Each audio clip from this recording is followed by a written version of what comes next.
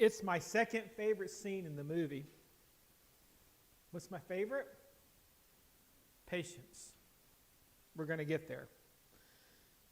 Mr. Keating, our teacher, is continuing to challenge the boys to think about things differently. And sometimes that means that we have to begin by seeing things different. Thus, as an object lesson, he climbed upon his desk to look around at a different view. Then he encourages the boys to try it for themselves. I think that's what I like about this movie. Because teaching is not just about talking about, but experiencing together.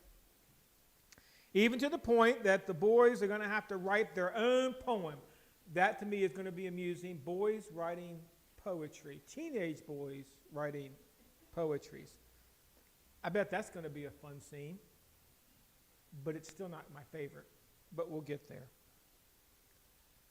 From fake trees, to shaped trees, to forests, to peanuts and peanut butter, this series and the one before it has allowed us to look at things just a little bit differently.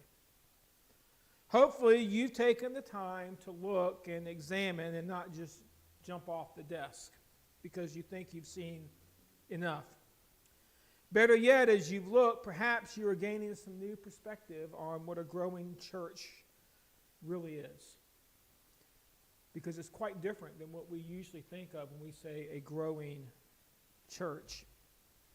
So since we're up here on our desk and we're looking around, how about we cast our view toward a word that we don't like to talk about very much, leadership in the church.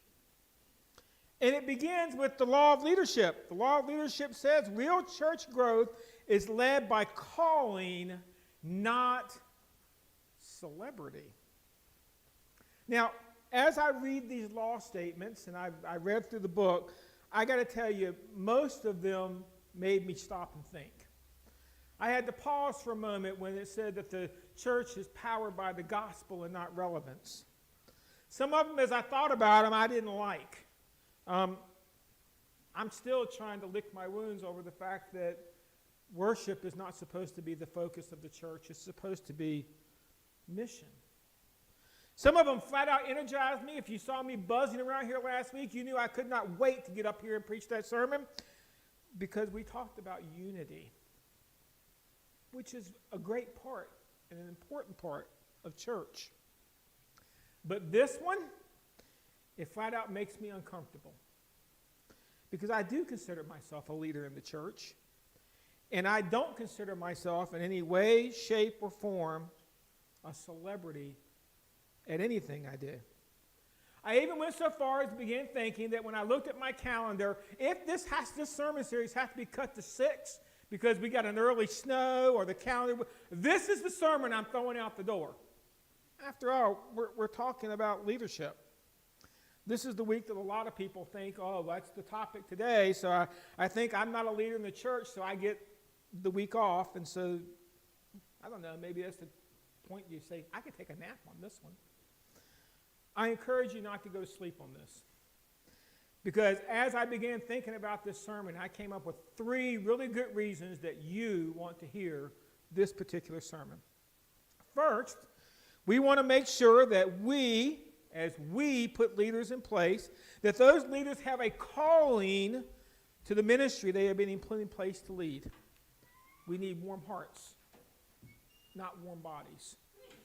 Second, it is an absolute known fact that there is a shortage of leaders in the church. And it isn't just this church. You can go from church to church to church. Everybody's asking the same question. Where are the leaders, especially when it comes to the title of minister, preacher, pastor, whatever you want to call them?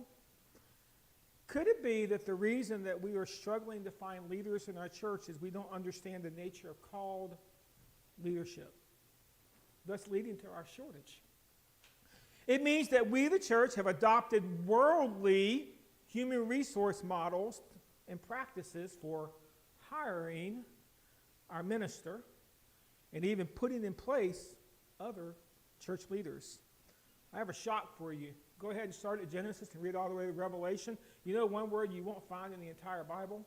Vote. Because they didn't vote. They cast lots sometimes, but that usually didn't end in well for the person they received a lot. Leaders were never voted in place anywhere in the Bible. They were called. Okay? So maybe this sermon will give you a little perspective of what called leadership is. But there's a third and the most important reason that I think we need to talk about this. Because there could be people that God is calling. But since we fail to discuss the idea, then they never actually hear the call. Maybe you are one of those people, and this sermon will encourage you to put your ear to the wind and listen, or maybe more importantly, to bend your knee and say, here I am. And I guess if we're going to talk about this, the first thing I better do is I better define this word call, right? And I was going to do the Barry thing. Y'all know what the Barry thing is. When I have to define something, where do I usually go? The dictionary, right? That's what that book is designed to do, is define words. And that's where I went, and I ran into my very first problem. Depending on which version of the dictionary you pick up, there are between 17 and 23 definitions of the word call. That's not helpful.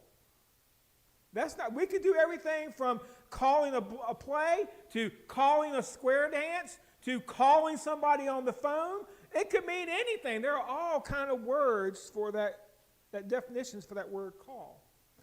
Even less helpful, as I read through all of those definitions, some of them kind of swiped at the edge of what it means to be called as a leader, but none of them hit the nail right on the head. So when we start talking about defining calling, maybe the real issue is that we don't understand how to hear a call, right? I can remember when I was a kid and I was out playing in the neighborhood, and when it was time for dinner, my mom used to stand at the back door, and for such a small woman, man, she had a good set of lungs. Because you know what? She could yell dinner time, and the expectation was that I could hear her calling me to come home for dinner. The thing is, I got to define hearing the call, and the only person I can talk about is my calling. Because everybody kind of has a little bit different. And I get asked this. I've been asked this a number of times in my life. How did I know I was called to do this? It's simple. Here's the way it worked. I sent a resume. Dean called me on the phone and offered me an opportunity to try out for the job. Therefore, see, obviously, I was called, right? That's a terrible joke. You see, I can't possibly be a celebrity because I can't deliver a good joke to save me.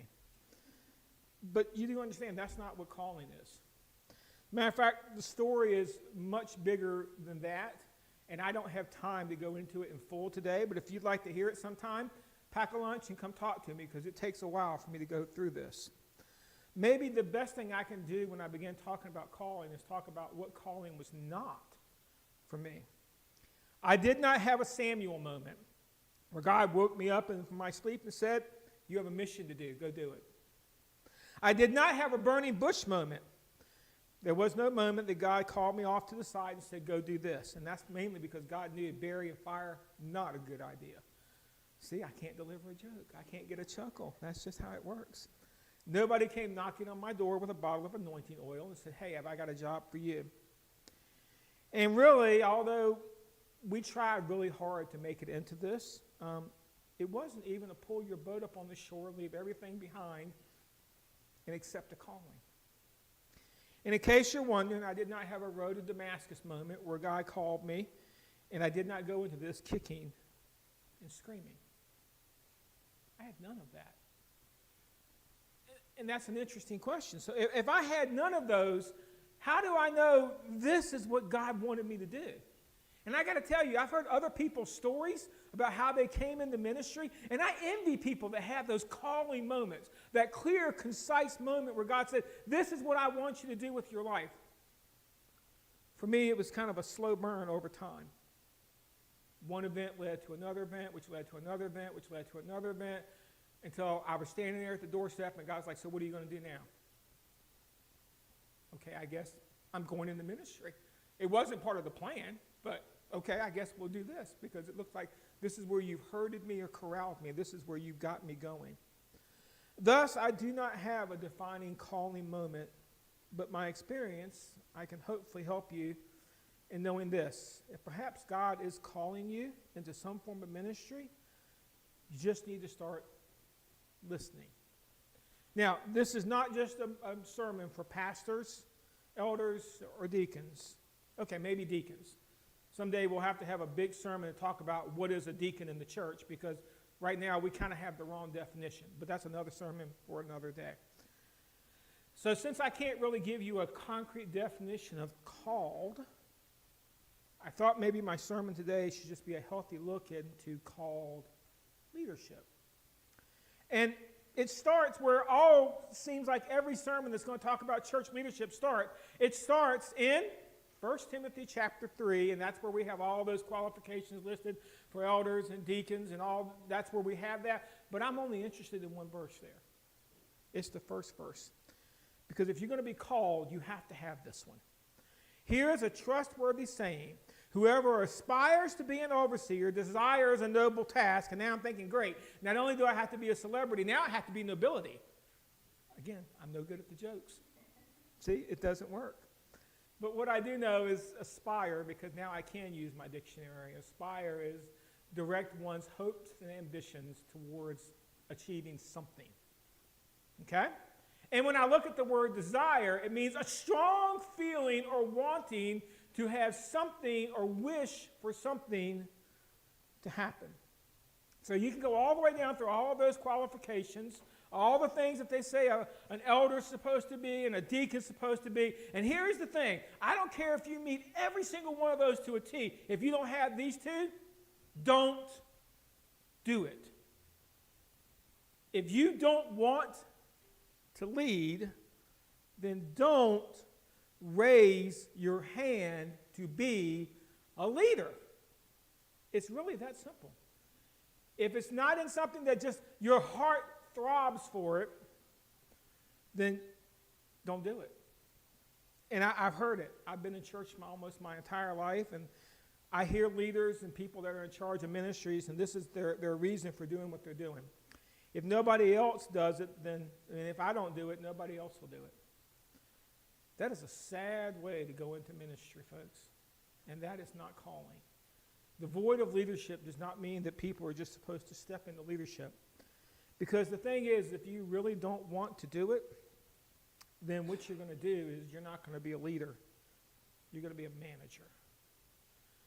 And management looks much different, because it looks different when it comes to your focus. Because leadership zeroes in on why and what, while management asks the question of how. See, if I'm just managing, I'm just trying to figure out how to get the pieces moving. If I'm leading, I'm asking, why are we doing this? I'm asking, what are we doing? Sometimes they even ask you, where are we going? If your drive for answering your question is just, how do we do this? Then understand, you're managing. You're not leading. Leaders set the course and direction. Managers execute and implement the plans to get there. Leaders look out there and they say, okay, that's where I'm headed. That's where I'm going. All I have to do is figure out how to get everybody on board to go where I'm going. I'm leading. This is where we're going. Managers wait to get the instructions, and they start figuring out how to implement it one piece at a time. When it comes to management, by the way, this is taken right out of a management book, not out of the Bible, not out of a dictionary, right out of a management book. When it comes to managers, leaders take a long-term perspective, whereas managers concentrate on short-term objectives. If I'm leading, I'm looking down the field to tomorrow. If I'm managing, how do I get through today? If I'm leading, I've got a 5-year plan. If I'm managing, I'm lucky if I've got a 6-month purpose. There's a huge difference. And unfortunately, I think a lot of times we get into the idea of management, because when it comes to management, even in the way that we do things, innovation and efficiency, leadership fosters creativity, encourages new ideas, In contrast, management prioritizes efficiency and streamlining, operating and relying on old methods, experience, and numbers. Okay. This management thing sounds like it might be a needed thing. We've got to have good managers, but it's not a leader thing. Because even when it comes to people, leaders and managers have a different focus. Leaders inspire to motivate their teams. Managers, on the other hand, are more concerned with coordination and organization. Start thinking about that. If you're just here to manage the project, and by the way, I am a project manager in my other life. If I'm just there to manage the project, my goal is just to get the project complete. I really don't care that much about all the people that are on my team, because guess what? When that project is done, then the people that are on my team are going to go somewhere else, and they're going to be part of somebody else's team, and I'm going to get another project, and I have to reassemble a team. You get the difference here. There are important differences. Because while managers are important and necessary, I'm not discounting how much we need people that get behind the nuts and bolts in the process. Here's the thing. God never calls managers, he calls leaders. There's a difference. If you've been called to manage, then you probably answered a help wanted ad. You saw something in the bulletin, you saw a need, and you just want to step in because you're trying to make things work for some reason. And while we're on the topic, called leadership always leads to teamwork, never a committee. You know my famous quote, right? Learned it when I was a kid. Anything with no head is dead, and anything with two heads is a monster. Unfortunately, in most churches, we have a few too many headless horsemen and way too many monsters. See, anything that is being led by committee is not being led, it is being managed. See point number 1. We're going to head down that point. Now, when I say this, it does not mean that you get to go it alone. I'm the leader, I'm in charge, I get to call all the shots, because I love this quote taken right out of the Future Church book. Faced with the size and scope of the project, Jesus refuses to be a solo minister. Now, you know what that means, right? What was Jesus' priority 1? He called 12 individuals to be the core leadership team. It was not a committee, okay? Nobody came to Jesus and said, hey, I'm not really sure about the Samaria thing. Why don't we stop and let's take a vote? No. Jesus said, hey, I'm going to Samaria. I have need to be there. Hey, team, come along with me. Jesus called the 12 disciples to him and gave them authority. Now notice what happens. In the team, Jesus is giving them the authority to become leaders, to drive out impure spirits and deal with every illness, every disease and sickness. He called 12. One decided the position was not for him. He left for a better opportunity, decided it was a dead-end job. But see, I'm no good at jokes. I can't be a celebrity, right? I'm no good at jokes. They're corny. They're worse than dad jokes, right? They're horrible. But here's the thing. Jesus, God in flesh, did not take on the task alone. What on earth, for a second, makes me think that an average or even an above average human being could lead a church by themselves? It can't be done. That's why I like the word teamwork, because committees, they do what is popular. Teams do what is needed. I'm reminded of those days in August when I was playing football, when I actually thought I was going to be able to play football, but I didn't grow big enough and I'm not fast enough. But I do remember the coach at the end of the practice making us run up and down that hill in the hot August weather, where you ran all the way up the hill, you had to touch the fence, you had to run on, and you had to do it 10 times. Did he ask me? No, he didn't ask me. He didn't take a vote of all the players. Say, who wants to run the hill today? Because I'll tell you how many people would have voted. He'd have been by himself, because he was probably the only one that wanted to see the hill ran that day.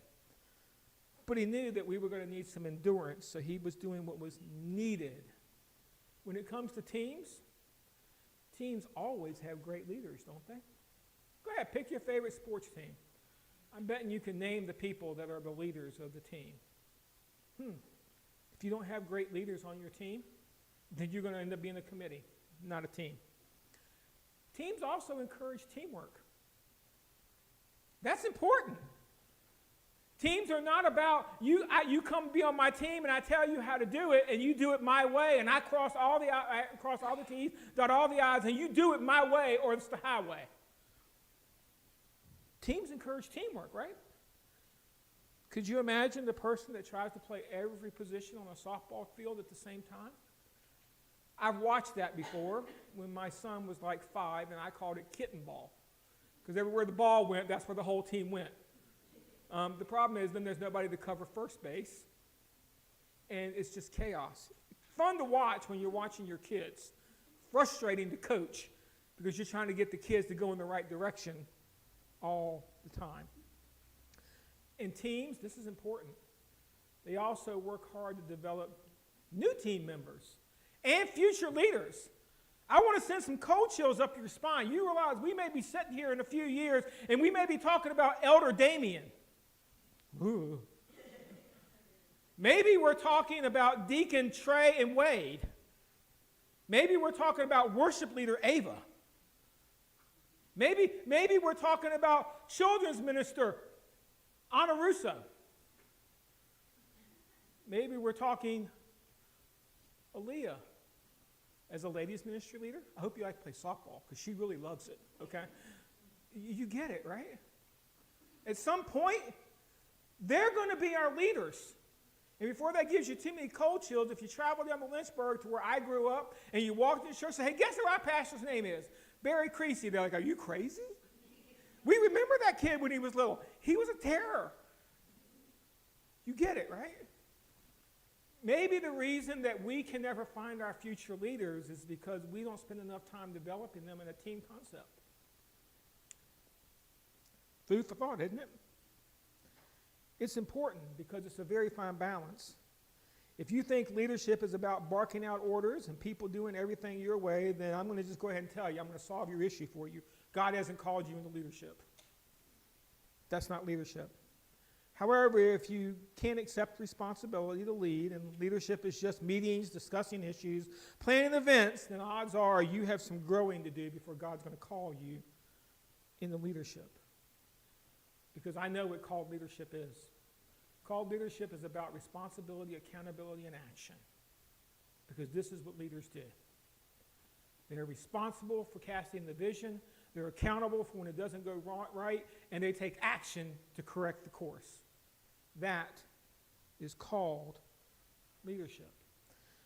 So there's one more kind of leadership that I want to make sure I take out of the equation because we confuse this one a lot. Dictators and leaders, called leaders are open-minded, folks. If in your church leadership you have people that decide first, then make their argument, and understand they're not leaders. They are dictators. Because that's not called leadership.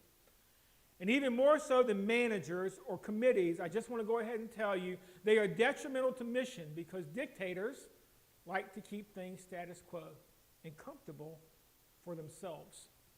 They are not open to change and do not consider the good of the body. Think about it. Every dictator in history, what was their interest? Keeping themselves in power.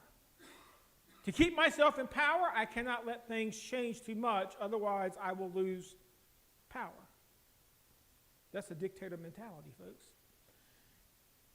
And I'm just going to be extremely blunt in the fact. Peter says there's only one dictator in the church. He had a very specific name.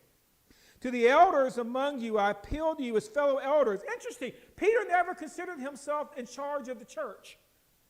He considered himself just a member of the team, a fellow elder and a witness of Christ's suffering who will share in the glory to be revealed, be shepherds of God's flock that is under your care, watching over them, not because you must, not because they couldn't find anybody else to do the job, but because you are willing, there's our words, aspire and desire, as God wants you to be, not pursuing dishonest gain, but eager to serve, not lording it over those who entrust in you, but being examples to them, the flock. And when the chief shepherd appears, you will receive the crown of glory that will never fade away. Anybody want to give me the name of the chief shepherd? It's Jesus. He's the only one that gets to make a dictator decision here. He's the one that needs to be listened to when he says this is the way we do it. That's the way we do it. We don't ask questions because this is his church. See, in my personal experience, in a dictator mindset, you're going to lead narrow. And eventually, you know what you're going to start doing? You're going to start dictating things to God. Well, yeah, that's right. I know what the Bible says, but you know what? I'm just going to go this way because this is the way we've always done it. No. And don't tell me we don't do it. We have to be careful about this. Woe be unto us if we decide saying this is the way we're going because this is what I think, even if the Bible doesn't think what I think. If I don't think the way the Bible thinks, guess who needs to change their mind? Me. So now that I have successfully irritated a lot of people that call themselves leaders, either listening or not, I think that we should take a look at the nature of what real called leadership is.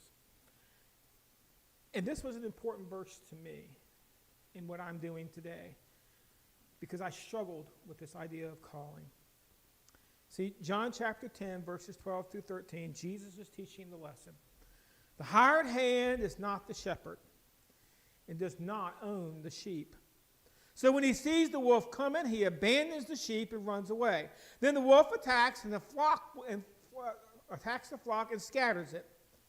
The man runs away because he is a hired hand and cares nothing for the sheep. So in our analogy here, I want to make sure I say it very clearly. The hired hand is the celebrity. Dictator, manager, committee, understand. Hired hands play a part, but it's also a career path. Hired hands are going to be looking for the next opportunity, the next big moment, the next title, the next ministry, the next church, the next location. They are a short-term answer to our leadership void because hired hands ultimately are in it for self. Whether it be to earn a paycheck, get some fame, receive some praise, simply to be in charge, or even to make sure things never change. They're doing it for self. Isn't that what the hired hand is? In my other life, they do pay me a paycheck, and if they don't pay me my other paycheck, then odds are I'm not coming back in next week. When it comes to this church, okay, I do receive a salary.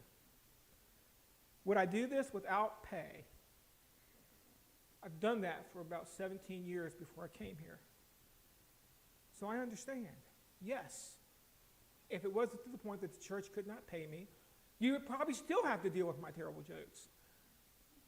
Because I feel I've been called here. I didn't show up here just because you posted a help wanted sign. Hired hands have no ownership, thus they take no responsibility. Yeah, we got a joke about this morning because when we got to donuts, somebody was complaining all the chocolate donuts were gone, and when they said something to me, I blamed my son. It's his fault. He should have got you one early. Understand, that's past the buck, and that's what we do. If you're not the leader, then when things come to you, you're willing to pass them on. Not my fault, so-and-so did this, or not my fault, so... No. Everything is the leader's fault. Okay? The buck stops with the leader. Because even if you didn't make it go right, then you know what? You have an obligation to make it go better in the future. Everything is the leader's fault. Because they are responsible. You're not just hired to do a job. You're called to lead. And that means sometimes you're just going to have to step up and say, my decision, I'm going to make it. And if I'm wrong, God forbid. Here's the big tell, though. You want to know whether you got yourself a hired hand or you got yourself a leader? The hired hand quits during adversity. Things get tough, things get complicated, people start complaining. I'm going to take my ball and go home. I'm going to find somewhere else to be because you know what? This is not what I signed up for. I signed up for Disney World, the happiest place on earth, and this ain't making me happy right now. That's not leadership, folks. That means you got hired on to do a job, and you're doing the job, and now you're not getting enough benefit out of the job, and so you're going to go find yourself another job. Whether it be you find yourself another ministry in the church, maybe you go find yourself another church, maybe you find yourself, you know what, I don't need a church at all because this just ain't worth it. You get the difference, right? Hard hands don't stick it out during the hard times. When the going gets tough, they start running. You want to know what a leader looks like? When the going gets tough, they stand firm. And you know what? Jesus had a name for he called a career name for a leader. He called him a shepherd. Now, make no mistake about it. When it comes to the flock, the shepherd's in charge. Okay? You can name other people in charge. You can say, this is what whoever is the shepherd, they are the ones that are going to be in charge of the direction of the flock. And please note, it's not shepherding by committee. Even when you have a fantastic team, there is always going to be the one that says, the ball's in the middle of the court, I'm going to take the ball, and we're going to go. That's the shepherd. They will always be in charge, even when they're not. They'll still be in charge. Here's the other thing. They have a relationship with the sheep. Yep.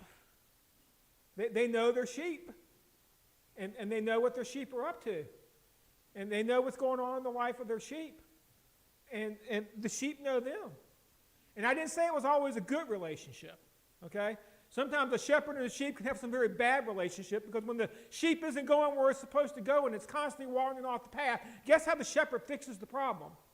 That rod and that staff, the other end of that staff, that blunt end, well, the crook was used to yank them back on, and the back part of that rod was used to break the sheep's leg, creating a dependency on the leader. So it's not always a good relationship. Sometimes there are some hard moments, and this is where the shepherd says, I have to make the hard choice. Because that's called leadership. Because I have the best interest at heart for the sheep, not for the shepherd. I got a feeling that many times shepherds have to take moments that they sit there and they agonize over. But they know they have to do because I like Jesus' word, because they care. I used to tell my teenagers this when I was a youth minister. If you want me to care about your life, get ready because I'm going to start caring about your life. And I'm not talking about just coming to your ball games. I'm talking about when your life falls apart or when you're heading in the wrong direction, I'm going to care. Sheep are not their job. They did not just get hired. Sheep are their investment. That's huge. Nobody gets hired to be a shepherd. How do you know you're a shepherd? Come on, this is an easy question. You have sheep, right?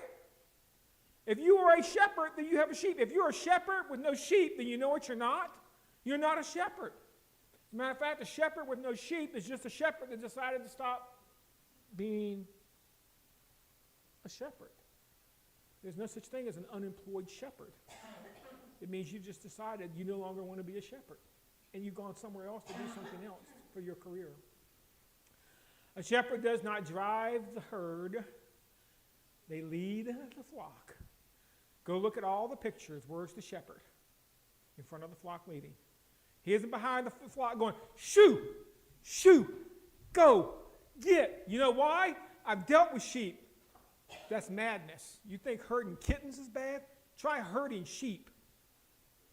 Sheep have to be led, which means you have to earn their trust. Which means you have to get down in the trenches with them, and they need to see you every single day and every single moment. And eventually, you know what happens? I gave this book out when I got here. You start smelling like your sheep. That's a shepherd's life.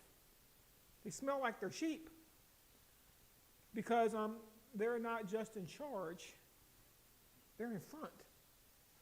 They're the ones out there saying, Wolf, if you want this flock over my dead body, show you have them. You might get them, but you're going to have to take me with them. That's a called leader. A called leader is one that goes through thick and thin, and they refuse to quit. Not because they're some kind of egomaniac, but because they understand, I was called. See, it's a huge responsibility because not only are they constantly looking toward where they're going, but at the same time they have to make sure the sheep are not wandering. That's called leadership, folks. You're looking toward tomorrow while looking back and making sure you're not losing the sheep as you're going. That's called leadership. It can't be dictated. It can't be managed. It can't be done by votes in committee. It's got to be done by God's called leaders in the church. Because long and short of all of this, God does not hang out a help wanted sign. He says, leaders, come follow. 1 Peter chapter 2, verse 21. To this you were called, because Christ suffered for you, leaving you an example that you should follow in his steps. I'm going to ask the worship team to join me back up here, and as they're coming, I want to ask you something. Are you called? Understand, each of us have calling. If you accepted Christ as your personal, you receive the call. But when it comes to this leadership thing, are we called?